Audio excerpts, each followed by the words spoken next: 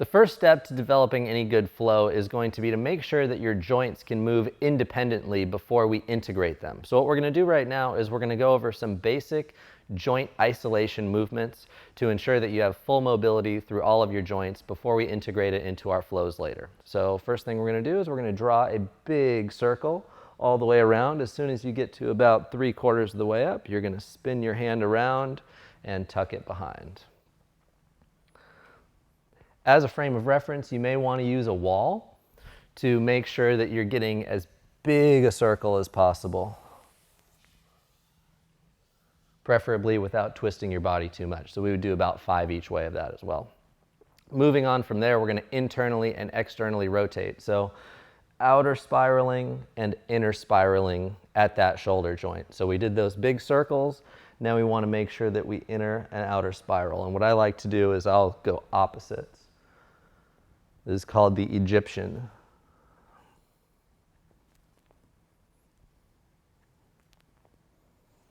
With all of these isolation movements, you want to try to make yourself tall through your crown and reach long. Now is a good time to start focusing on deep belly breathing.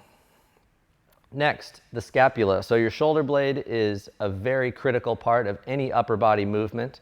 You need to be able to articulate your shoulder blade by itself in a big circle.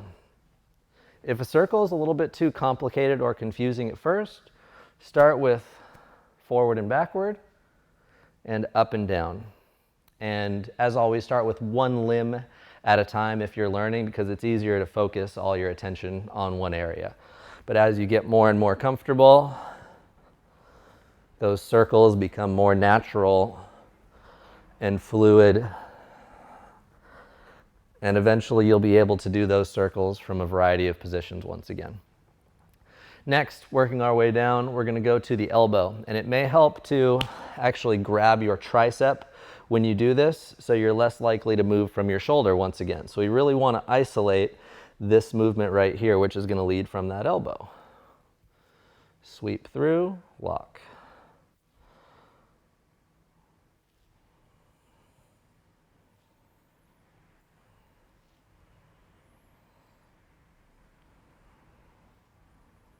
With all these movements, you're going to want to go both directions.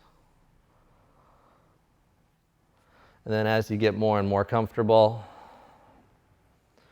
you can go both arms at the same time. Think about keeping your fist as close to your shoulder as possible. We want that elbow to flex as much as it can and extend as much as it can all the way through.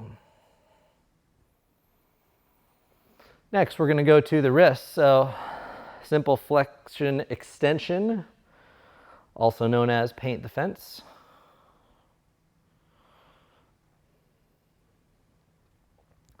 I always like to suggest that people lead with the wrist rather than the fist, as that'll open the joint much better. Then we're going to go in and out.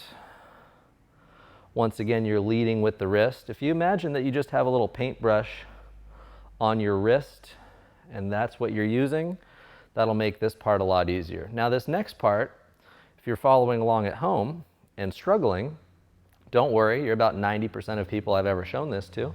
So what you may need to do is actually put your fist on your hand to give you a reference point for where you're moving from.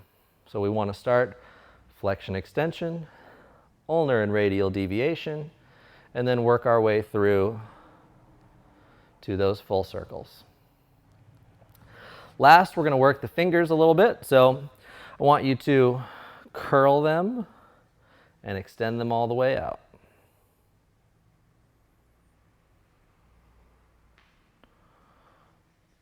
And now we're going to combine the fingers and wrist. We're going to draw some figure eights, leading with the index finger. And it looks kind of like you're trying to conduct an orchestra a little bit. And then we'll work our way back, following the pinky finger now. I'll go really slow a couple times so you can see.